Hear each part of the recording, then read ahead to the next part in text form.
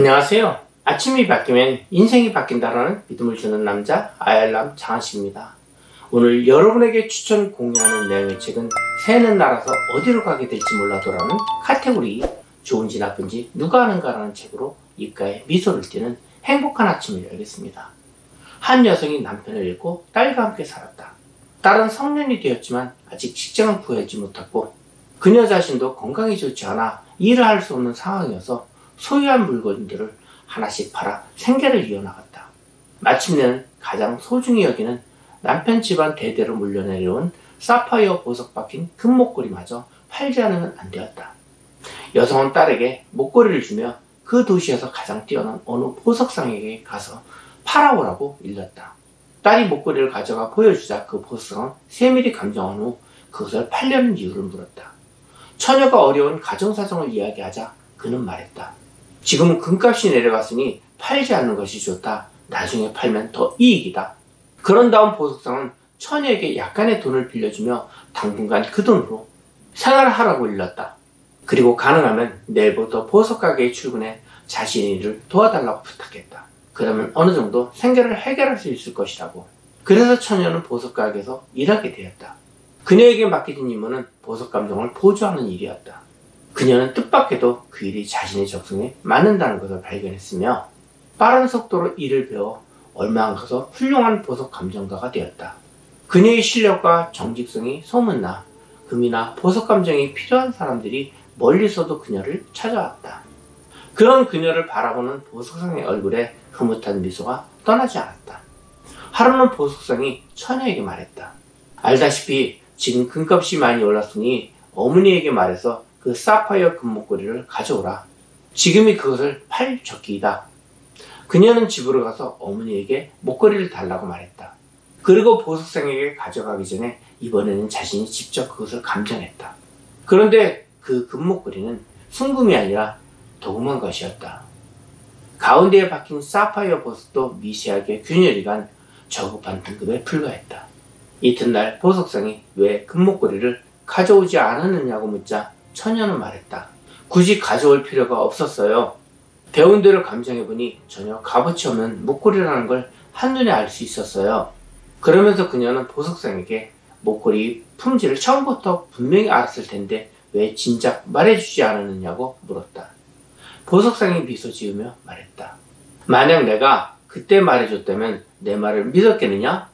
아마도 너와 내 어머니 절박한 상황을 이용해 내가 값을 덜 쳐주려고 한다고 의심했을 것이다.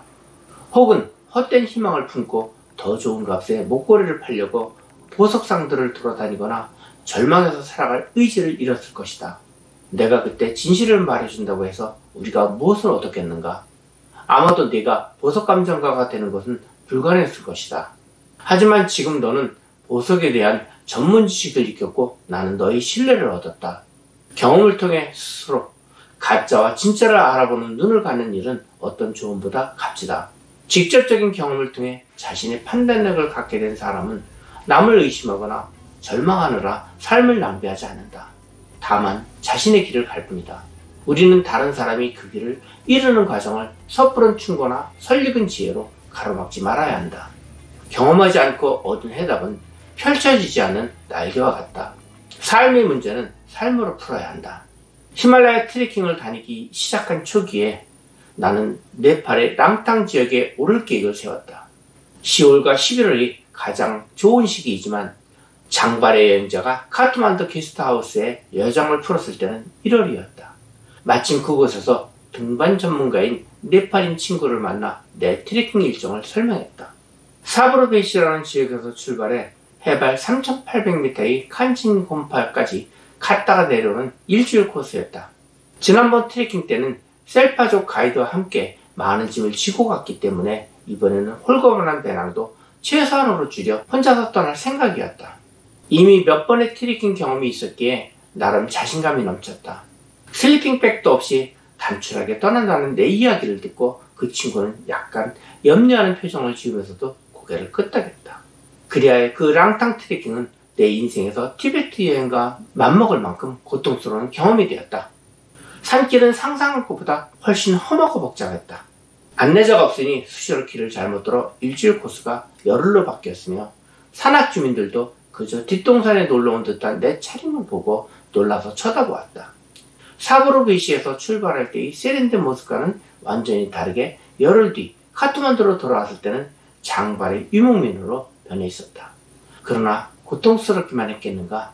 그 후 20번 넘은 히말라야 트레킹을 하지만 가장 기억에 남는 여정이 랑탕 트레킹이다.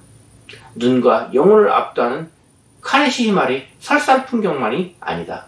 중간의 가게에서 야크 털실로 짠 두툼한 재킷과 장갑, 모자를 사야 쓸 만큼의 견딜 수 없는 추위, 무엇보다 현지인들이 인정 어린 도움은 잊을 수 없다. 슬리핑백 없이 산악지대의 겨울밤을 나는 것은 불가능했으므로 게스트하우스 주인들의 배려로 진흙 화로의 불씨가 다닥거리는 부엌에서 잠을 잤다.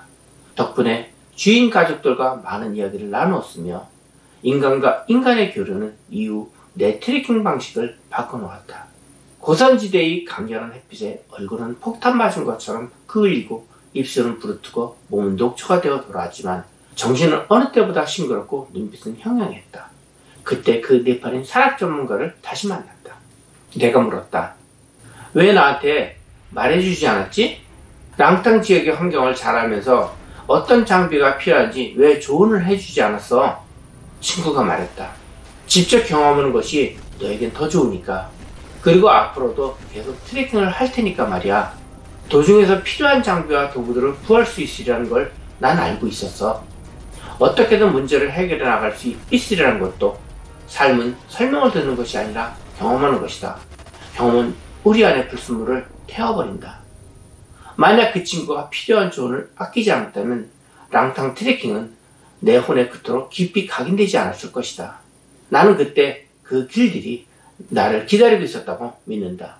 경험자들이 조언에 매달려 살아가는 나를 직접 불확실성과 껴안게 하려고, 미지의 영역에 들어설 때 안내자가 아니라 눈앞의 실체와 만나게 하려고, 결국 삶은 답을 알려줄 것이므로 새는 날아서 어디로 가게 될지 몰라도 나는 법을 배운다는 말을 나는 좋아한다. 좋은지 나쁜지 누가 아는가 중에서. 이런 말이 있습니다. 자녀에게 생선을 가져다 줄 것이 아니라 물고기를 잡는 법을 가르쳐야 한다는 말입니다. 위태에 있는 자녀에게 어릴 때부터 대화를 하며 금융 지식으로 경제를 이끌어가는 과정을 만들 수 있게 하고 있다고 합니다. 우리도 자식을 아끼는 마음은 누구에게도 뒤질 수는 없지만 자식들이 성공자로 우뚝 설 수 있도록 뒷배경을 만들어 주셨으면 하는 바람입니다. 감사합니다.